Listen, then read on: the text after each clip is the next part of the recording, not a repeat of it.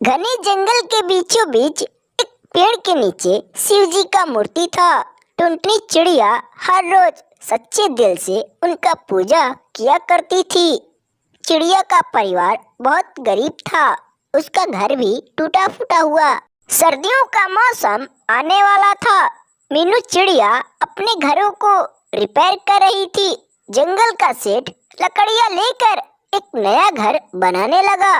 लालची कबूतर अपने खेतों में अनार का बगीचा लगाया हुआ था। कहता है कि हे भगवान, इस बार भी अच्छा मुनाफा देना, अगले बार की तरह।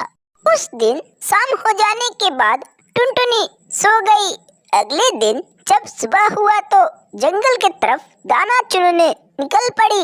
देखती है आम का बगीचा तो कही कि हे भगवान, इतने सुंदर आम मैं अभी तक जानती भी नहीं थी। टुनटुनी उन आमों को खाने लगी। तब तक उधर से गोलू चल पड़ा।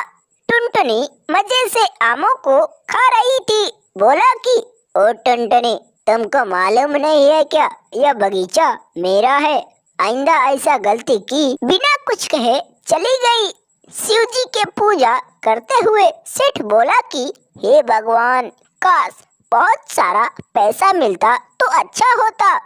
इतना कहकर सेठ चला गया। कालू कौआ जंगल में दाना चुन रहा था तो लूसी कबूतरी आई। कही कि अरे भाई, मैंने सुना है कि इस बार ज्यादा ठंड पड़ने वाली है। कौवा, हाँ लूसी, इस बार काफी ठंड पड़ने वाली है, अपना घर बना लेना। इतना कहकर चला गया। अगले दिन सुबह होते ही जंगल में काफी ज्यादा बर्फ गिरने लगे। सर्दियों का मौसम आ चुका था। जंगल के पक्षी एक भी बाहर नहीं निकल रहे थे। इधर चिड़िया को बहुत जोर से भूख लगी थी। कहती है कि हे भगवान, अब क्या करूं? इतनी तेज बर्फ में मैं कहाँ जाऊं? कैसे भी करके टुनटुनी उसी गोलू के बगीचे में गई। देखती है तो सारा फल खत्म हो चुका था। निराश होकर चिड़िया लौट पड़ी। भूख के कारण चिड़िया को उड़ा नहीं जा रहा था। शिव जी के पास पहुंची। कही कि हे भगवान, कैसे भी करके इस गरीब को बचा लीजिए।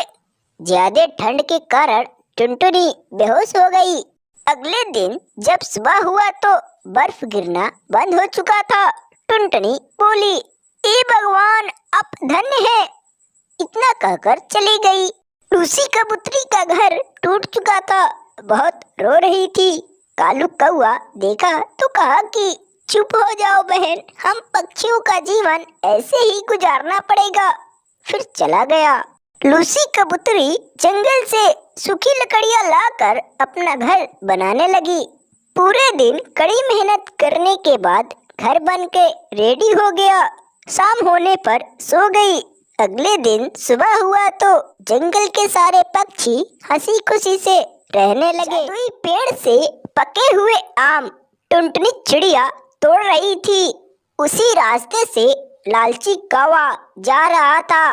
टुनटुनी को आम तोड़ते हुए देखा तो बोला कि ओ टुनटुनी, इन आमों को बेचोगी? टुनटुनी चिड़िया तुरंत कही कि नहीं भाई, मैं इन आमों को नहीं बेचूंगी। कालू कौवा वहां से चला गया।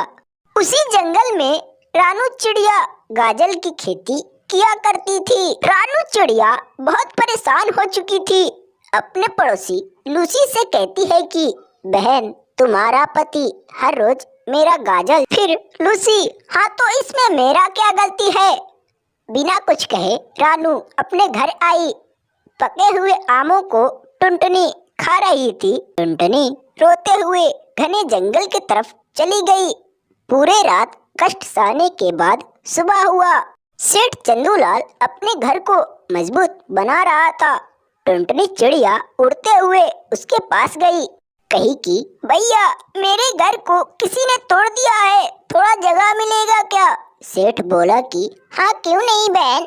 इधर गोलू कबूतर बहुत सारा पके हुए आम तोड़ ले गया। उस टोकरी में भरकर ले जा रहा था।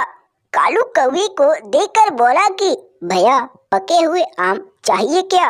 कालू कौवा देखते ही खुश हो गया, कहा कि हाँ हाँ चाहिए, ये लो पैसे। पैसे लेकर गोलू वहाँ से चला आया। अगले दिन टुनटुनी सुबह के टाइम अपने पेड़ पे आई, देखती है तो सारा आम खत्म हो चुका था।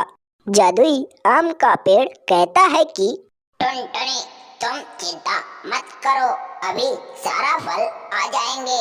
अचानक आ गए। टुनटुनी चिड़िया खुश हो गई। यह खबर सेठ चंदूलाल के पास गया। फिर सेठ गोलू के घर पहुंचा, कहा कि ओ गोलू, तुम क्यों रानू चिड़िया को। एक दिन उसी आम के नीचे बैठकर टुनटुनी रो रही थी। कालू कौवा उसी रास्ते से जा रहा था। कहा, क्या हुआ टुनटुनी, तुम इतना सुबह क्यों रो रही हो। टुनटुनी चिड़िया रोते हुए कही कि क्या बताऊं भैया, मेरे ऊपर दुखों का पहाड़ टूट चुका है।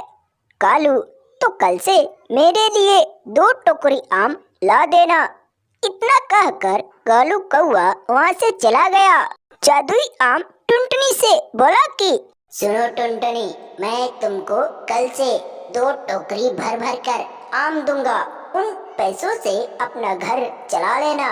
इन दोनों को बातें करते करते शाम हो गया। टुनटुनी अपने घर चली गई। अगले दिन सुबह होते ही कालू कौवा अपने दुकानों पे अच्छे अच्छे फल बेच रहा था। इधर टुनटुनी चिड़िया घने जंगल से होकर पेड़ के पास गई। कहती है कि हे जादुई पेड़, 2 टोकरी आम दो। इतना कहते ही दिया। वहाँ से लेकर जंगल के रास्ते से फिर कौवे के पास गई। आम देकर बोली, भैया मुझको पैसा दो, घर जाना है। कालू कौवा उसको अच्छा पैसा दिया। उसी दिन से टुनटुनी जंगल में हंसी खुशी से रहने लगी।